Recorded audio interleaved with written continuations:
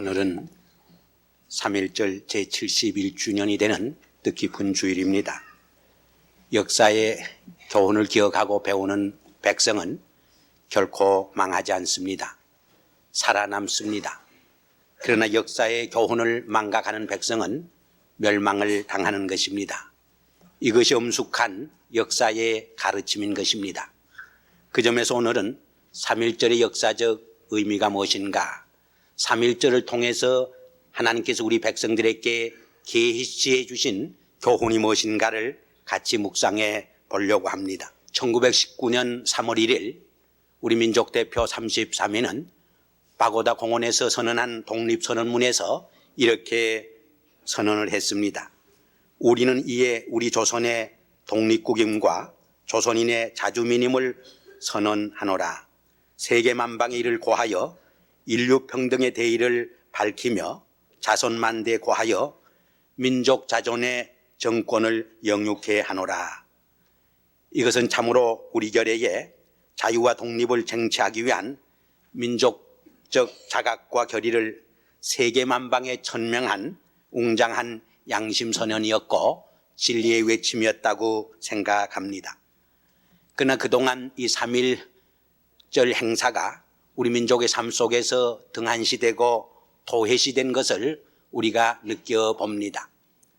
일정시대에는 일제여갑 때문에 3.1절을 제대로 못 지켰고, 해방 이후에는 남북이 분열되어서 싸우느라고 3.1절을 제대로 못 지켰습니다. 6.25 전쟁 속에서는 전쟁에 시달리고 쫓기다 보니까 3.1절을 우리가 기억하지 못하게 된 것입니다. 그리고 그 이후에는 이 3.1절 운동이 건 반세기를 넘다 보니까 우리의 내리 속에서 희미하게 사라져가는 것을 우리가 느끼고 경험을 합니다. 한편 해방 이후에 한국 정계와 사회를 지도한 인물들이 결국 일본에서 배운 일본 사람들 밑에서 교육을 받은 분들이었습니다. 그러므로 그들은 의식적으로 혹은 무의식적으로 3.1 정신이나 3.1 운동을 회피한 점도 없지 않아 있는 것을 우리는 솔직히 인정해야 할 것입니다. 그러나 만일 3.1 운동이 없었다면 한국의 독립이 필요하다는 국제적 인식이 이루어질 수 없었을 것이고, 따라서 해방 이후에 한국의 독립이 불가능했다고 하는 것을 생각해 볼 때 3.1절의 역사적 의미는 너무나 크다고 하는 것을 우리가 쉽게 깨달을 수 있습니다. 좀 더 구체적으로 그럼 3.1절의 역사적 의미가 무엇입니까? 첫째로 3.1절은 우리 민족의 생존권을 찾기 위한 투쟁이요 항거였다고 말할 수 있습니다. 우리 인간에게 있어서 가장 기본적인 권리가 생존권입니다. 이것이 하나님께서 우리에게 주신 가장 중요하고도 기본적인 권리가 되는 것입니다. 그러므로 아무리 교양이 있고 예의가 바르고 혹은 연약한 백성이라고 할지라도 이 생존권이 위협을 받을 적에 가만히 있지 않게 되는 것입니다. 골기하고 일어서게 되는 법입니다. 짐승들도 먹는 것을 방해하고 먹는 것을 빼앗으면 물려고 달라드는 것입니다. 하물며 우리 인간에게 생존권을 박탈할 적에 아무리 선량한 백성도 가만히 있을 수 없는 것입니다. 일본은 한국을 보호해주고 돌봐주겠다는 을사보호조약을 맺고 한일 합병을 했지만은 10여 년 동안 지나는 동안 한국 백성들은 그것이 기만이요 속임수에 불과하다고 하는 것을 깨닫기 시작했습니다. 그것은 허울 좋은 한국 백성들을 탈취하기 위한 하나의 수책에 불과하다고 하는 것을 발견하고 배우고 깨닫기 시작한 것입니다. 뿐만 아니라 하루하루의 삶 속에서 숨 쉴 수 없고 질식할 만큼 생존권의 위협을 당하기 시작한 것입니다. 그 대표적인 예를 한 세 가지 들 수 있습니다. 하나는 총독부가 경찰과 헌병제도를 통해서 아주 철두철미하게 한국 백성들을 감시하기 시작한 것입니다. 두 번째로는 동양척식회사를 세워가지고 한국인의 피를 뽑아서 일본 사람들을 살찌게 하는 정책을 감행한 일입니다. 세 번째로는 합병 전부터 시작해서 독립운동이 일어나던 그 전에 1918년까지에서 완성된 토지 조사 사업을 들 수 있습니다. 이것은 소위 총독부 말뚝이라고 해서 소정의 신고 절차를 밟지 않으면 일본인이 제멋대로 말뚝을 박아놓고 자기의 땅이라고 주장할 수 있는, 다시 말해서 한국인의 토지를 일본 사람들이 빼앗기 위한 잔인한 수법이었던 것을 우리는 기억을 합니다. 우리 속담에 지렁이도 밟으면 꿈틀거린다고, 이렇게 우리 민족의 생존권에 큰 위협을 받는 그 상황 속에서 우리 결에는 가만히 있을 수 없었습니다. 총골귀해서 저항하고 투쟁하게 된 것입니다. 두 번째로, 그러나 3.1운동은 생존권 획득 이상으로 자유에 대한 희구가 거기에 담겨져 있었던 것을 우리가 알 수 있습니다. 사람은 밥만 먹고 사는 존재가 아닙니다. 오히려 자유를 먹으며 살아가는 고귀한 존재입니다. 그러므로 아무리 감옥 시설을 잘 해놓고 감옥에 가라고 해도 감옥에 갈 사람이 없습니다. 거기에는 자유가 없는 때문입니다. 사람의 목숨이란 참 질긴 것입니다. 아무리 쥐어짜고 못살게 굴어도 그렇게 쉽게 죽지 않는 것이 인간의 목숨입니다. 일본이 그렇게 못살게 굴어도 그저 목숨만 부지하려고 했다고 하면은 그럭저럭 살아갈 수도 있었을 것입니다. 인류 역사 속에는 긴 노예 사회가 있었고, 그 노예 사회는 어떤 의미에서 도리어 안전한 사회였던 것을 우리는 또한 알 수 있습니다. 이 점에서 만일 일본의 노예로 그냥 살려고 했다고 하면은 3.1 운동과 같은 것은 우리 민족사에서 일어나지 않았을 것입니다. 이렇게 생각해 볼 적에 3.1 운동은 독립선언서에서 5등은 자유님을 선언하노라 천명했듯이 더 이상 노예로서 살아갈 수 없다고 하는 우리 민족의 의지가 행동으로 표현된 운동이었다고 말하지 않을 수 없는 것입니다. 인간이 인간다운 점은 바로 이 자유에 있습니다. 성경에 보면 하나님께서 인간을 창조할 적에 하나님의 형상을 따라 창조하셨다고 했습니다. 하나님의 형상대로 지었다고 하는 그 특성의 하나가 바로 인간은 자유를 지닌 창조적 존재라고 하는 데 있는 것입니다. 그러나 인류 역사는 또한 자유를 지키고 자유를 수호하고 자유를 즐기기 위해서는 얼마나 비싼 대가를 지불해야 한다고 하는 것을 또한 우리에게 가르쳐주고 있습니다. 그래서 자유라고 하는 나무는 피를 먹으며 성장했다고 하는 말이 있습니다. 미국의 인권 지도자였던 마틴 루터 킹의 이야기 중에 보면 이런 이야기가 나옵니다. 몽고메리 버스 보이콧 사건이 한참 절정에 달했을 적에 어느 새벽에 전화가 걸려왔습니다. 중요한 전화인 줄 알고 받았더니, 들어라 이 껌둥이야, 너희 모든 것을 다 빼앗아 버리겠다. 이 주일이 가기 전에 내가 몽고메리에 온 것을 후회하게 만들겠다고 온갖 입에 담지 못할 욕설을 퍼붓고 위협하고 공갈하고 협박을 했습니다. 그 전화를 받고 가슴이 두근거렸습니다. 치욕에 떨었습니다. 분노에 떨었습니다. 그러면서도 공포와 두려움이 그를 사로잡은 것입니다. 더 이상 잠을 계속해서 이룰 수가 없었습니다. 침대에서 일어나서 자기 서재와 방안을 몇 바퀴 돌면서 착잡한 생각에 잠겼습니다. 그는 이 어려운 문제를 가지고 하나님 앞에 무릎을 꿇고 눈물로서 기도를 드릴 수밖에 없었던 것입니다. 하나님 앞에 메어 달려서 자기의 심정을 토로하면서 오늘 그가 처한 상황 속에서 어떻게 해야 하는 것이 하나님의 뜻인가를 간곡히 기도할 적에 하나님께서는 성령을 통해서 그에게 음성을 들려주었습니다. 의를 옹호하라, 진리를 위해 싸워라, 하나님께서 영원히 내 편에 서 계시리라고 하는 음성이었습니다. 그때 그의 마음속에 평안이 찾아왔습니다. 안정이 찾아왔습니다. 평정이 깃들었습니다. 마음의 기쁨이 용서섬 폈습니다. 두려움이 사라졌습니다. 용감하게 그는 흑인들의 자유와 인권을 위해서 투쟁하게 된 것입니다. 물론 3일 후에 자기의 집이 폭파당했습니다. 그는 감옥에 끌려가 감옥살이를 했습니다. 마침내 백인의 총탄에 맞아 그의 고귀한 생명을 쏟아 바쳤습니다. 그러나 그의 생명의 대가를 통해 오늘 많은 사람들이 자유를 누리게 된 것입니다. 자유의 값은 결코 값싼 것이 아닙니다. 값비싼 것입니다. 그러나 누군가가 자유를 위해서 목숨을 버리고 생명을 쏟아 바쳤기 때문에 우리는 오늘날 자유를 누리고 살아가게 되는 것입니다. 세 번째로 3.1 운동은 특별히 소수 어떤 지식인의 운동이 아니라 온 결의의 민중운동이었다고 하는데 더 큰 뜻이 있습니다. 우리 한국 근대사를 가만히 살펴보면 아주 대표적인 두 개의 민중운동이 있는 것을 엿볼 수 있습니다. 그 하나가 동학운동이었습니다. 다른 하나는 3.1운동이었습니다. 이 두 개를 비교해 볼 적에 3.1운동이 더 거적적인 민중운동으로서 발전한 것을 우리가 엿볼 수 있는 것입니다. 지금까지에는 3.1운동에서 인밀 중심의 개인의 인격과 사상을 연구하는 흐름이 짙었습니다. 그러나 70년대 중반에 이르러서면서 이 3.1운동을 통해서 활동한 민중의 롤이 무엇인가, 대중의 역할이 무엇인가를 더 관심을 가지고 눈길을 돌리게 되었습니다. 객관적으로 봐도 3.1운동 때 피살자가 7,900명쯤 되는데 대부분이 상인과 농민들이었습니다. 재판을 통해서 형이 확정된 사람이 8,521명인데 그중에 6할 이상이 농민이었던 것을 봅니다. 3.1운동 당시에 우리 한국의 행정구가 군이 218개 있었습니다. 3.1운동에 동참한 군이 210개 군입니다.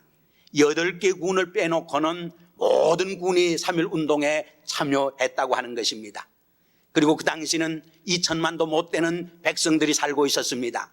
그 중에 200만이 넘는 우리 한국 백성들이 이 3.1운동에 참여한 것을 역사는 우리에게 말해 줍니다. 그리고 16만 이상이 부상을 당하고 체포되고 투옥된 것을 우리는 엿볼 수 있습니다. 이것은 소수 어떤 지성인들의 움직임이 아니라 온 결의적인 민중운동이었다고 하는데 참으로 큰 의미가 있는 것입니다. 33인의 대표였던 손병희 선생의 그 저서에도 보면은 이런 말이 나옵니다. 근데 이 33인 중에 대표가 누가 되느냐 하는 문제로 아마 모여서 서로 의논을 한 것 같습니다. 그때 남강 이승훈 선생님이 어디를 갔다가 들어오고 보니까 그 문제로 상당히 심각히 논의를 벌립니다. 그때 이 이승훈 선생은 얼른 33명 중에 14명이나 우리 크리스찬들이 있는데도 오히려 천도교인 손병희 선생을 추천해서 민족의 대표가 되게 한 것입니다. 내 이름이 먼저 들어가야 하느냐, 내가 대표가 되어야 하느냐 하는 그 째째한 다툼을 하지 아니하고 오히려 상대방에게 양보할 수 있는 우리 선열들의 너그러움과 간대와 사랑의 정신을 거기에서 배울 수 있는 것입니다. 근데 이 손병희 선생의 저서에 보면은 만세 부르고 앞장서는 데는 좀 무식해도 씩씩한 사람이 좋아하는 말이 나옵니다. 이 말은 만세를 부르는데 무식해도 된다고 하는 말은 아닙니다. 지식인들이 참여할까 말까 몸을 움츠리는 그 생리를 여기에서 지적하고 있는 것입니다. 한 걸음 더 나아가서는 3.1운동의 주체 세력이 지식인들이 아니라 오히려 민중들이었고 서민들이었고 대중들이었다고 하는 것을 우리에게 암시해 주는 것입니다. 네 번째로 3.1운동의 또 다른 역사적 의의는 그것이 아시아의 민족주의 운동에 지대한 영향을 미쳐 주었다고 하는 점입니다. 이 3.1운동과 비슷하게 중국에서는 오사운동이 일어났습니다. 그해 5월 4일에 북경에 있는 대학생들이 주축이 되어가지고 일어난 운동인데 첫째로 반봉건주의 운동이었습니다. 두 번째는 반제국주의 운동이었습니다. 세 번째로는 반일본 항일주의 운동이었던 것입니다. 그런데 그것이 차차 상인들과 농민들이 가세하면서 하나의 큰 혁명으로 번져간 것을 우리가 알 수 있습니다. 그리고 인도에서는 그해 4월에 간디가 이끄는 유명한 반영운동이 전국적으로 확산된 것을 우리는 알고 있습니다. 이것을 사타그라 운동이라고 우리는 부르고 있습니다. 그런데 최근에 어떤 학자의 연구에 의하면 중국의 오사운동이 한국의 3.1운동에 큰 영향을 받은 것으로 나타나고 있습니다. 그때 발간된 신문들에 보면은 저 조선 사람들의 3.1운동을 보라 이런 말이 자주 나오고 있는 것을 볼 수 있습니다. 또 오사운동 전날에 벌린 천안문 대회의 선언문 중에서 분명히 조선민족을 따르라고 하는 글귀가 나오고 있다고 하는 것입니다. 그리고 간디의 사타그라 운동이 한국의 3.1운동에 영향을 받았는지는 우리가 알 길이 없습니다. 그러나 1930년대에 네루가 옥에 갇혔을 적에 자기를 찾아온 자기 딸에게 써보낸 그 편지에 보면은 이런 글이 나오고 있습니다. 내 나이 또래의 조선 소녀들은 독립을 위해 피를 흘리며 저렇게 싸우는데 너는 그렇게 할 수가 있느냐, 이렇게 반문을 하고 있습니다. 이것을 보면 3.1 운동이 아시아 민족주의 운동에 간접적으로 직접적으로 많은 영향을 미친 것을 우리가 엿볼 수 있습니다. 마치 출애굽 사건이 오고 오는 세대 속에서 자유의 원동력이 되고 원천이 되었듯이 우리의 3.1 운동도 많은 제3세계의 자유와 독립의 운동의 원동력이 되고 힘이 되고 원천이 되고 있고 하나의 샘플이 되고 하나의 견본이 되고 있는 것을 우리가 알 수 있는 것입니다. 다섯째로, 그러면서도 3.1 운동에서 보여준 또 하나의 위대한 정신은 민족적 단결과 총화의 정신입니다. 우리 한국 사람들은 단결하지 못하고 하나로 되지 못하며 분열하고 싸우는 백성이라고 하는 말을 다른 사람들도 많이 하고 우리들 스스로도 자주 합니다. 그래서 우리 한국 사람은 둘이 모이면은 파가 세 개가 된다. 내 파 하나, 내 파 하나, 합해서 파 하나. 또 한참 우리 한국 사회에서 기독교 장로교회와 예수교 장로교회가 싸울 적에 어떤 외국인은 그렇게 말을 했습니다. 한국에 갔더니 그리스도와 예수가 싸우고 있더라. 우리 민족사에서 단합하지 못한 아쉬움이 없지 않아 있습니다. 그러나 어떤 의미에서는 일본 사람들이 한국 백성들을 하나로 뭉치지 못하게 하도록 하기 위해서, 열등의식을 심어주기 위해서 한국 백성들은 하나로 뭉치지 못하는 열등 백성이라고 하는 것을 심어주고 교육하고 이간 정책을 쓴 면도 없지 않아 있습니다. 이러한 식민지 사관을 영향을 받아서 우리 스스로 자기를 격하하는 학대하는 면이 우리에게 없지 않아 있는 것입니다. 그러나 3.1 운동에서는 이러한 외국인의 조성과 혹은 우리의 자학을 뛰어넘어서 지식이 없는 사람이나 혹은 젊은이나 노인이나 남자나 여자나 상인이나 농민이나 지방을 초월해서 온 국민의 결의가 백성이 하나로 단결하고 뭉쳤던 것을 우리에게 보여줍니다. 이것은 우리 민족의 위대한 가능성을 우리에게 설명해 주는 것이라고 말하지 않을 수 없는 것입니다. 마지막으로 하나 더 든다면 이 3.1 운동은 비폭력적 항거요 저항 운동이었다는데 큰 의미가 있습니다. 이것은 인도의 간디의 비폭력주의보다 앞선, 마틴 루터 킹의 비폭력주의보다 훨씬 앞선 우리 백성들이 창안한 독창해낸 아름다운 하나의 저항 운동이었다고 말하지 않을 수 없습니다. 예수 그리스도의 복음에 근거한 사랑의 무저항 운동이었던 것을 우리에게 보여주는 것입니다. 그럼 이제 마지막으로 3.1절과 기독교의 관계가 무엇인가를 우리는 반문해 봐야 할 줄 압니다. 우리는 두 가지 면에서 기독교의 역할을 설명해 볼 수 있습니다. 하나는 조직이라고 하는 면에서 기독교는 3.1 운동에 지대한 역할을 했습니다. 기독교는 그 당시 가장 강한 단체의 하나였습니다. 3.1 운동의 민중의 조직을 뒷받침해 준 것은 두 개의 단체가 있었던 것을 우리가 알 수 있습니다. 그 하나가 학교라고 하는 단체였습니다. 또 하나는 종교라고 하는 단체였습니다. 학교라고 하는 단체 중에서도 끝까지 이 민족 운동을 뒷받침하고 싸운 학교는 기독교 학교였던 것을 우리는 알 수 있습니다. 저 유명한 오산학교 같은 데는 배고 사건 때에 그 배후에 안창호 선생이 관련되어 있다고 해서 폐교 조치를 당하고 말았습니다. 3.1 운동 때도 이승훈 선생이 거기에 관련되어 있다고 해가지고 학교에 불을 지르기도 했던 것입니다. 결국 기독교를 중심한 당시 종교 조직이 유일한 항일 운동의 보루가 된 것을 우리가 알 수 있습니다. 이것을 안 일본 경찰들이 기독교를 묘하기 시작했습니다. 기독교를 박해하고 핍박하기 시작을 했습니다. 그래서 수원에 있는 지합리교회에서는 교인들을 다 불러 모은 후 자물쇠를 잠그고 불을 질러서 몽땅 수십 명을 태워 죽인 일도 있습니다. 그런가 하면은 47개의 교회 건물이 파손을 당했습니다. 다른 어떤 기록에 보면은 82동이 파괴를 당한 것으로 나와 있습니다. 여하튼 강단을 통해서 말씀을 외칠 수 있는 교회 조직은 한 사회의 공의의 단체로서 큰 저력을 갖는 것이 틀림이 없었습니다. 그러나 그러한 조직 면에서보다 교회는 그 진리성에서 더욱이 3.1운동에 동참하고 뒷받침하고 기여하고 공헌했던 것을 우리는 알 수 있습니다. 왜냐하면 기독교 복음은 인간의 기본적인 생존권과 자유가 박탈당하고 인간의 생명의 존엄성과 권리가 말살될 때 그 대상이 누구든지 간에 미국 사람이든 일본 사람이든 소련 사람이든 우리는 항거하고 투쟁할 수밖에 없는 까닭입니다.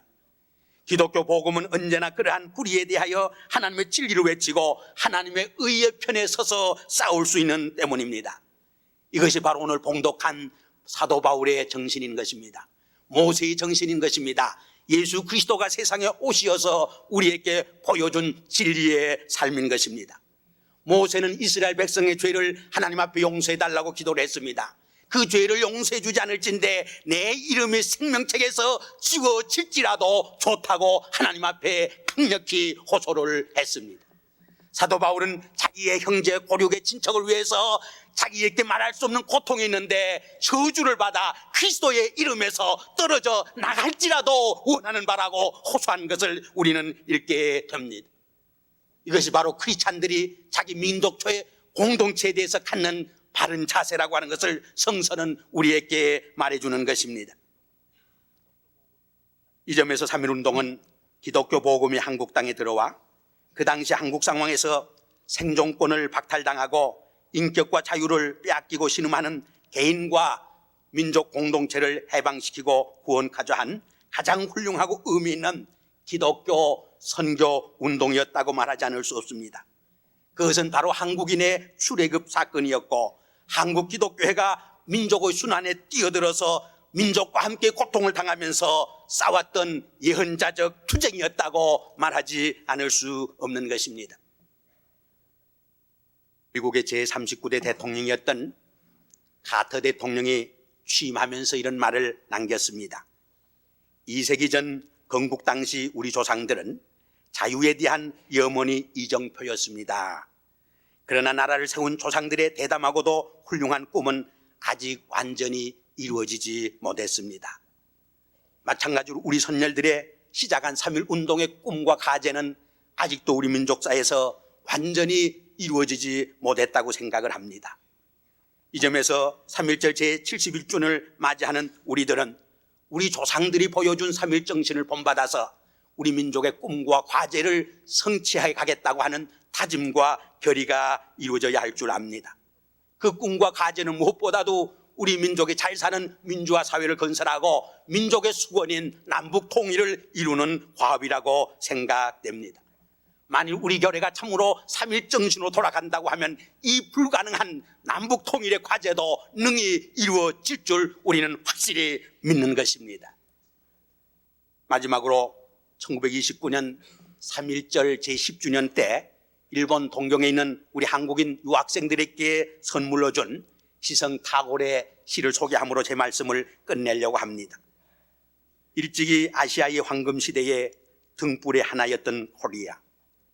그 등불 다시 한번 켜지는 날에 너는 동방의 밝은 빛이 되리라.